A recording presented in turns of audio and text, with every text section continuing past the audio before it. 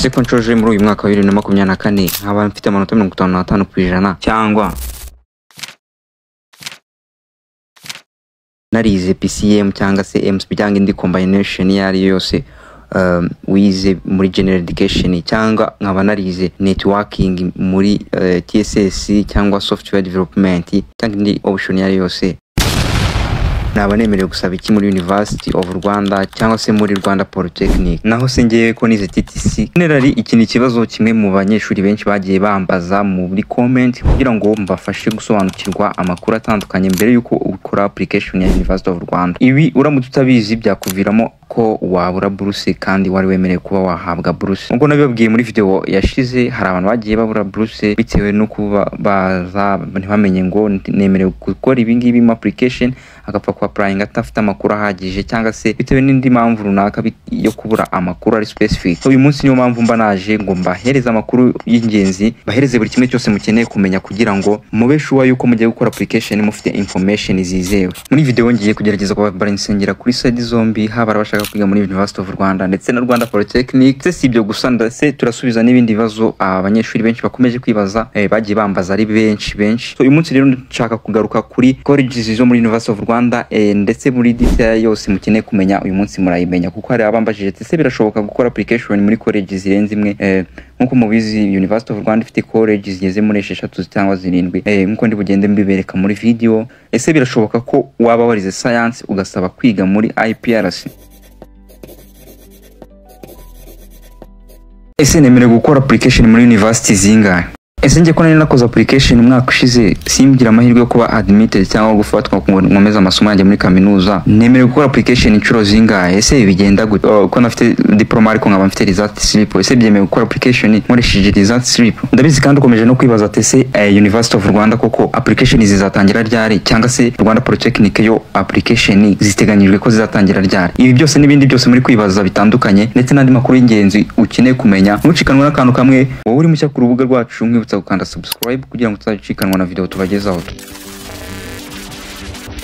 amakuru y'ingenzi atandukanye harimo jobs, internship and scholarship opportunities haba no mu Rwanda ndetse no hanze y'u Rwanda. Abambazaga reference y'amakuru mbahereza turifashisha website ya University of Rwanda ndetse na website ya Rwanda Polytechnic, ahantu hari source y'amakuru yizewe ndetse even n'ama application izo website akorwa zinyuzweho kugira ngo musobanukirwe buri kimwe cyose hano. University of Rwanda rero nkuko mubibona ifite colleges nyinshi zigeze kuri 6 ndetse n'ama campus, ikagira ama programs ya undergraduate na postgraduate kwa ashaka gukomeza muri undergraduate nyine bashaka bachelor degree ndetse na advanced diploma, ndetse ikagira na masters nkuko kuri website yabo bimeze. So tudatinze rero reka nze mbereke ama campus ahari ndetse na buri specifically buri college igiye ifite ibintu ama field yigisha ibintu bitandukanye bitewe n'ikintu wagiye wiga. So abanyeshuri benshi bagiye bambaza ngo ese ko nizi ibingibi nahitamo iki? Mube hano ku buryo kuko ngiye kubisobanura buri kimwe cyose nkibereke bitewe nuko University of Rwanda iri hano ifite amakuru yose. Hanyuma na Rwanda Polytechnic nkuko muri kubibona hano iyi website yabo nayo ifite option amashami menshi atandukanye areba buri mwe uri hano ushobora kuba yasabamo icyo ashaka kwigamo. Muri University of Rwanda rero hano nkuko muri kubibona ifite University of Rwanda ubundi ifite ama campus atandukanye cyangwa se ama college aherereye mu duce dutandukanye tw'igihugu cy'u Rwanda, Amajyaruguru, Iburasirazuba, Iburengerazuba ndetse mu Majyepfo no Majyaruguru nkuko muri kubibona. Hanyuma izi ni zimwe muri campus za University of Rwanda. Izi ngizi nkuko muri kuzibona hano rero hakaba hari programs zose za undergraduate wemerewe gukora application. Umuntu wese uzi ko yasoje muri secondaire cyangwa TSS, ubwo ngiye kubasobanurira ikibazo cyose mwibazaga, cya kibazo cy'ingenzi mwibazaga atese ko nizi ibingibi nkagira ya ese nasaba mu biki. Aha niho ngiye kubasubiriza. Nkuko nabibabwiraga colleges za University of Rwanda nkuko ari 6 ngizi hano. Hari College of Arts and Social Sciences, College of Agriculture, Animal Science and Veterinary. So nkuko muri kuzibona izi college zose ngiye kugenda mvuga college mvuge bitewe n'ikibazo mwambajije ati ese ko naba narize yenda urugero PCM cyangwa se MCB cyangwa indi combination yose. Ubwo nimvuga MCB na PCM ubwo ni ingero ziri hafi, ariko nabize za HEG na MEG mukaba muzi ko mwize muri science ndetse n'abantu bize indimi. Mwibajije ibibazo bitandukanye sinjye ko nizi ibi nkaba numva utabivuze. Impamvu ntabivuga byose ngo mvuge buri combination yose nuko generally hari ibintu zigiye zihuriyeho hano muri aya college. Urugero abantu mainly abantu iyi College of Arts and Social Sciences yakira abantu bize mu bintu bijyanye n'indimi za LFK. Nimvuga LFK mujye mwumva n'izindi combination zose zisigaye ziri related na LFK uko muzizi. Abize Hege za nuko zaje zihindurirwa amazina zose. Ubwo iyi College of Arts and Social Sciences ni imwe muri college ushobora gukora ama application warize muri ibyo ngibyo indimi, ukiga muri Heg, mukiga muri za Her ndetse n'andi mazina bagiye bazita help atandukanye. Iyi college ukwiye kureba entry requirements zayo. So kugira ngo urebe entry requirements zayo uraza ukayifungura ukayifungura document yayo ukayibona. So ku bantu batari bu accessing byoroshye ndazwahereza uburyo mujya muri group nkabazibashyira muri group mukaza accessinga cyangwa se nkaba nabakorera link nkabahereza link yabafasha kuza accessinga mu buryo bworoshye. Hanyuma iyi College of Agriculture, Animal Sciences and Veterinary Medicine iri mainly focused ku bantu bize ibintu bijyanye na veterinary animal health. Hanyuma abo bantu bagiye bambaza ibibazo bitandukanye bambaza ati se ko twebwe turi kwibona utugeze utuvugaho bimeze bite. Iyi college rero ifite ama programs abareba hari entry requirements bashyizeho umbagendeho myaka ushize. So uretse ko ubu ari reference ndi kubahereza kugira ngo mumenye kuntu system bimeze. Niba mara gutanga ama entry requirements mashyashya ngomba guhita bagezaho ku gihe. Hanyuma nkaba izindi details zirushijeho kuba nyinshi kugira ngo musobanukirwe. Ikintu usabwa wowe ni ugukora subscribe kugira ngo izo updates zijye zikugereraho ku gihe zabicikanwa. Hanyuma ubwo abantu bizeza veterinary animal health ndetse na za crop production ndetse n'izindi za forestry ibintu bijyanye related n'izo trade zose mwarize muri TSS ahantu hatandukanye. Mwese iyi college mwakabaye mwayitayeho mukareba options zigiye zirimo. Abantu bashaka kwiga muri College of Business and Economics, hano ndi kuvuga generally buri college ibintu babigize. Iyi college igizwe n'ibintu bya business, hanyuma iriya igizwe n'abantu bashaka kwiga ibintu bya science and animal science ndetse na veterinary medicine. Hanyuma abantu bashaka kwiga arts and social sciences nabona babwiye. Hanyuma muri business abantu bize ikintu kirimo math, niba ruze option irimo imibare, ukiga option irimo economy, ukiga option irimo geography like nk'abantu bize meg, ukiga Heg. Ubwo nkuko ndi bugende mbereka criteria zose ziri detailed zirambuye. Buri wese yaza sanga hano harimo option zamureba gusa ukamenya ngo ahantu ukanaliza ugakora analysis ukamenya ati niba ngiye gukora application muri college se abantu bakenewe pangana gute, hari options zingana gute zemerewe gukwapplyinga muri iyi college. Hanyuma ukamenya ngo iyi college ishobora kufite amahirwe menshi yo kuyapplyingamo. Nkuko ngiye kubaha ubusobanuro buruseho, ikintu usabwa no gukurikira akantu ntujya akantu kamwe kagucika kuko hano ndi kubanza kubahereza as na summary yihuse kugira ngo umenye ibintu byose tugiye kureba hamwe bitewe n'ikibazo cya mbere mwambaje. Mwibuke ko hano ikibazo cya mbere kandi ni ingenzi cyane ndetse n'ibindi bibazo mwasanze ngenda mvugaho byari ingenzi. So nujya kuri College of Medicine and Health Sciences,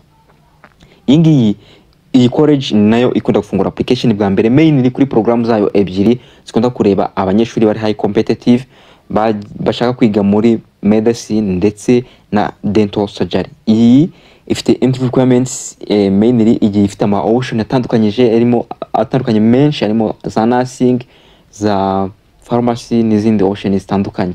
Ku muntu ushaka kwiga muri iyi college agomba kuba yarize mate na biology cyangwa ocean yose irimo biology. Ibi mu byumve neza, nimba ufite ocean yawe irimo biology ahangaha wemereye kukareba entry requirement zirimo kuko abagiye hariho ama combination uvuga ati MCB, BCG, PCM na PCBI ukavuga ati hano nemeye gukora application, then ukabikurikiza neza bitewe na criteria ndetse na college nyine nkuko nabibabwiye.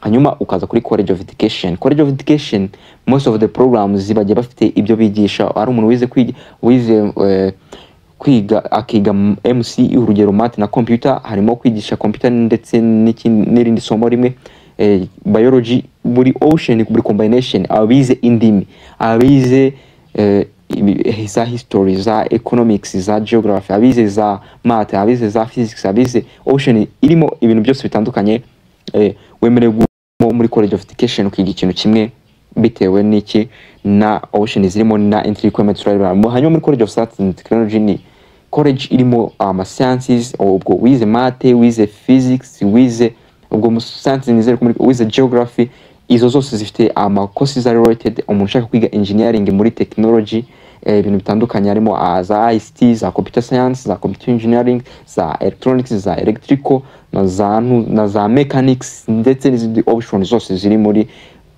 science ndetse na technology, muri make generally bakunda kwita STEM. So izo zose ziri hano zirahari.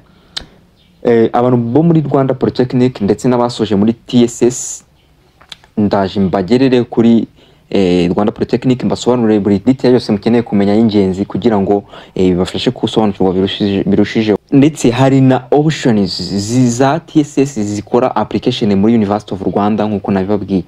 Urugero nabivuze za Animal Health zigakora muri KVM cyangwa se iyo twita College of Agriculture and Animal Sciences and Veterinary. Abize za networking, abize za software development, hari ama option bemerewe kwapuringa hano muri College of Science and Technology yitwa CST, yahoze yitwa KIST.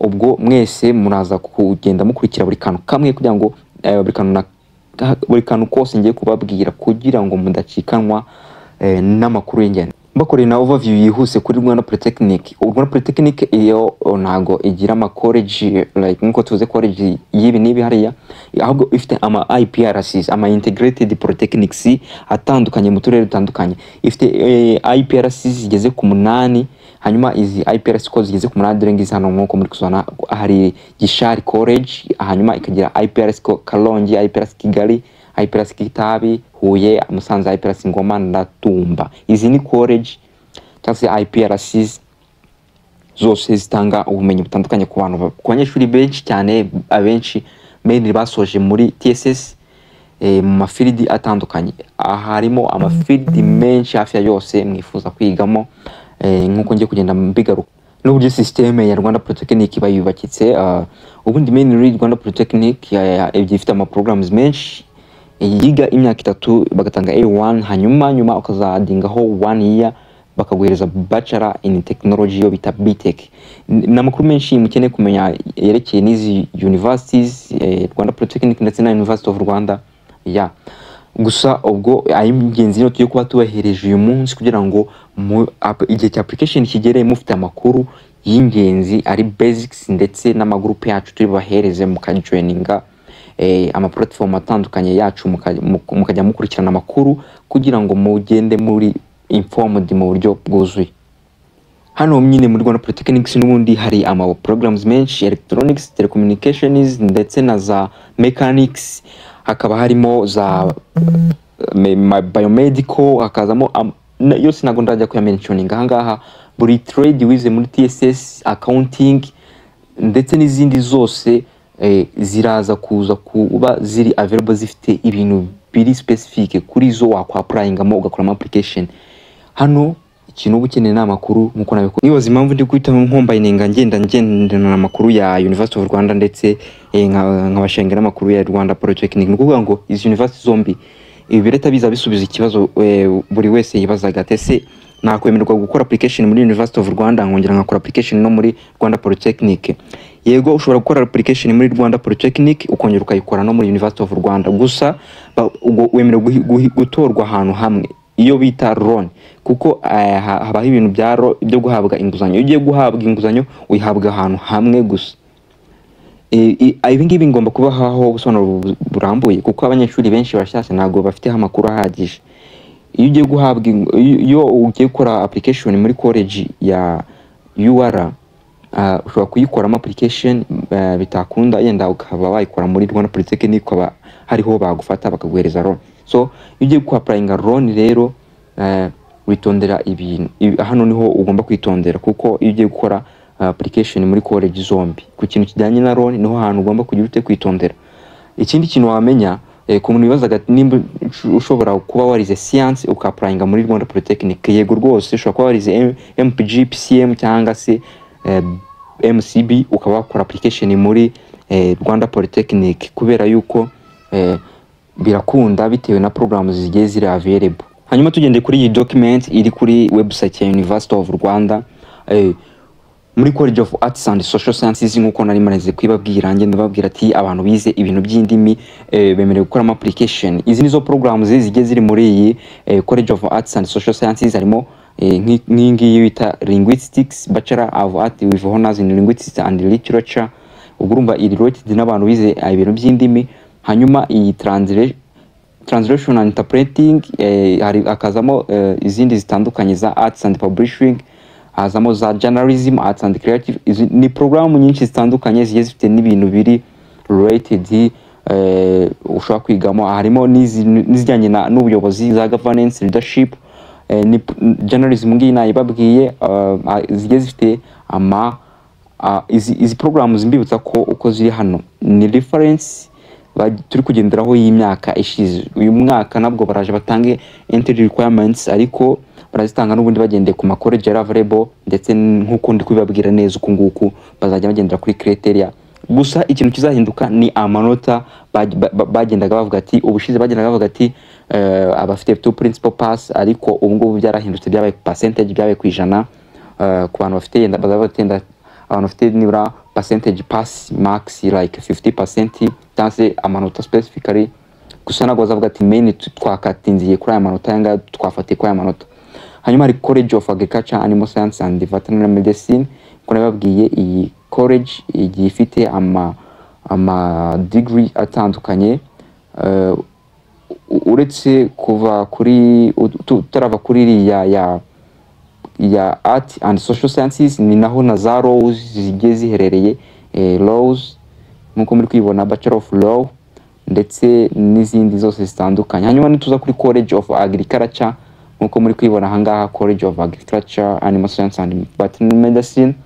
Iyi college ifite ama programs atandukanye areba abantu bize ibintu bijyanye n'ubuhinzi, food, nkuko muri kubona harimo za food sciences, abantu bashaka kwiga muri crop production, abantu bize za forestry, soil, n'izindi nyinshi zitandukanye. Mu rwego kugira ngo n'abatinza, harimo n'abasanze baba bagiye bemerewe y'ikintu nkora no kuza kubahereza iyi document, cyangwa bahereza link yo website, mukagenda mukurikiza sources, mukaccessing document, hanyuma bikabafasha gukomeza kurushaho gusoma ibintu byinshi bikurikiranye bitandukanye, kubera ko ari byinshi cyane ntabwo byose nabivamo, kandi nshaka gucunguza igihe uburyo twakoresha igihe neza kugira ngo mugire information zihagije kandi mu gihe kitarambiranye cyane. So uraza ujye kuri medicine, usanga harimo izindi options zitandukanye, ugende no ku ma college atandukanye,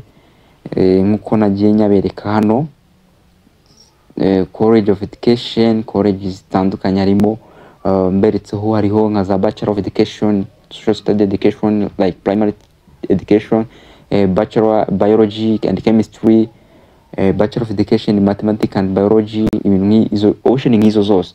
Ibyo byose ntabwo twabitindamo rero tudatinze, hamwe na byose ngiye kubahereza muri group ya WhatsApp. Ndaza kubahereza link mu following channel ya WhatsApp ngiye kubaha, hanyuma documents zose ndaza kuzisharingamo ndetse na links mushaka kugira ngo muaccessinga kwizi information.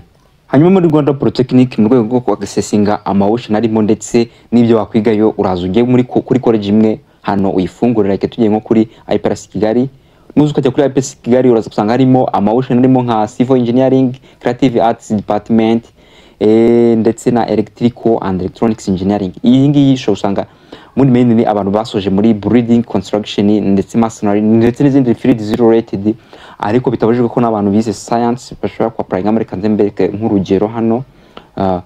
More academic programs kuno bigiye bihagaze hano. Izi programs urugero nujya kuri Civil Engineering uraza gusanga izi zose ni programs ubundi ziri muri available muri IPRC.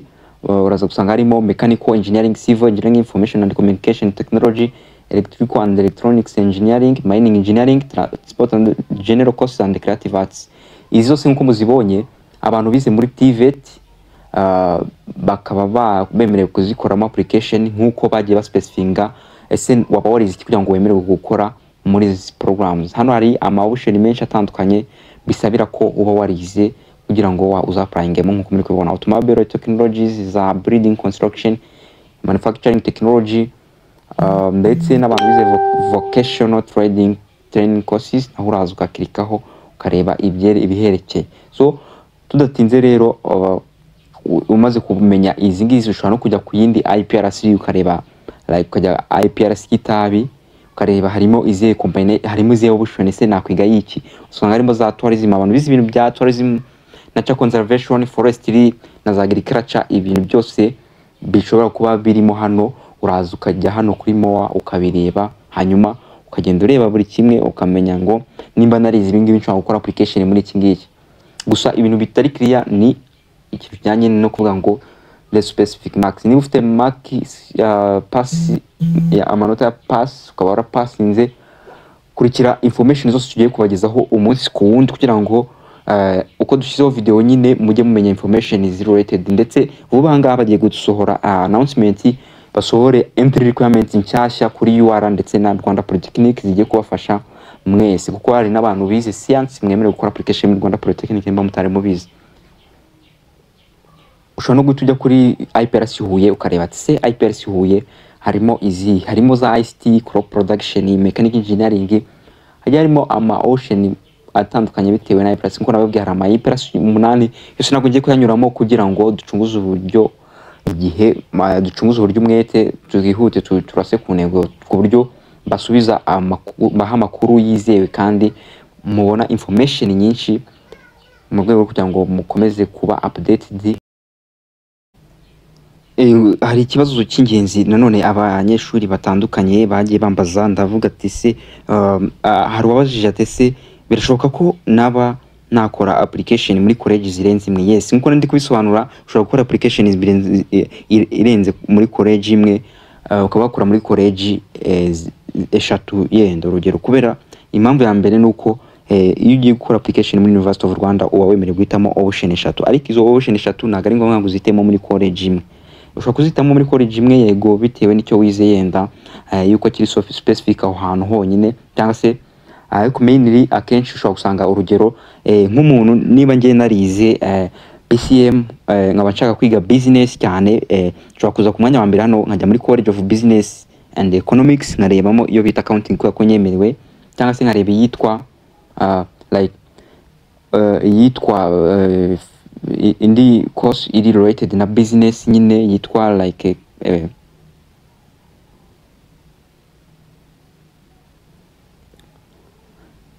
hanyuma namara kureba iyo course ya accounting nkaya applyinga nkayikora as first preference nkayishyira ku mwanya wa mbere yuko iri imwe muri application muri option nshaka kwiga.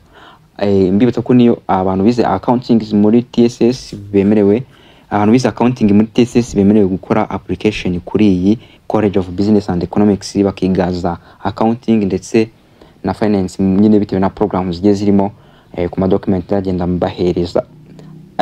Hanyuma ku muntu nanone nkashaka guhitamo indi choice, ariko nkavuga ati ndashaka choice ya kabiri biramutse byanze nshobora guhita niga muri College of Science and Technology nkaba nakwigamo yenda physics muri science. Ubwo College of Sciences nkahita mitamo physics.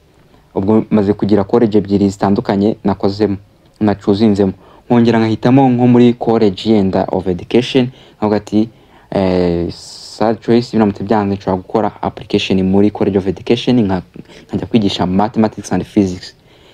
Murumva ko rero bishoboka ko ushobora kuba warize muri option runaka hanyuma ugasaba kwiga option zitandukanye mu college arenze imwe. Hari n'undi bibazaga ati se birashoboka ko waba warize science ukiga muri IPRC cyangwa se aho kwiga UR? Yego, ibyo nabisubije ndetse nabahaye ingero nabisobanuye kenshi. Hanyuma wabajije ati se birashoboka ko nasoje undi mwaka atari abasoje uyu mwaka wa 2023-2024 urugero ari nka 23 cyangwa se 2022 21 gutyo kumanuka indi myaka itandukanye, nkaba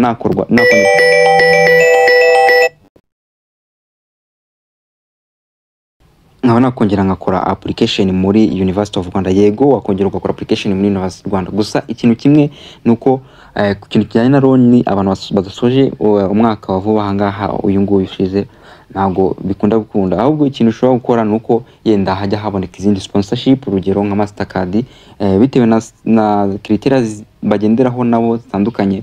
Bashobora kuvuga ati yenda turafata abantu w'imwe cyangwa n'imyaka ishize, ubwo niho ukurikirana ukareba niba haboneka indi sponsorship, ukaba wagira ute wayikurikirana hanyuma ukaprayinga hombi ukaba wabona admitted. Haba wacikanwe bitewe nuko atarafite information akaprayinga ntabe admitted cyangwa ngo bamuselecting bitewe nuko atarafite amakuru ahagije, kandi arafite n'amanota meza. Mushobora kongera rwose kugerageza application muri uyu mwaka, ariko mukakurikirana amakuru neza, mugende mukurikirana amakuru ngiye kugenda mbagezaho ko hari igihe nyine haboneka nk'iyo sponsorship ukaba ari bigenderaho.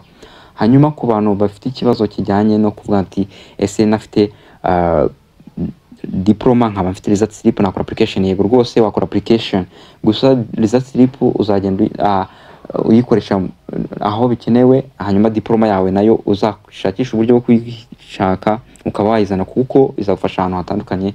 Ushobora no guta applying scholarship ukapplying job, gusa na result slip bagiye babyoroshya mu buryo izajya igenda ikora mu gihe diploma yawe itaraboneka. Ibi n'ibindi bibazo byinshi mwibaza abatasobanukiwe n'ibintu bitandukanye, mujye muri comment section ubaze ikibazo wifuza kubaza, hanyuma ubutaha ngaruke mbaha clear explanation kuri buri kimwe mwifuza kumenya. Stay touch, bye bye.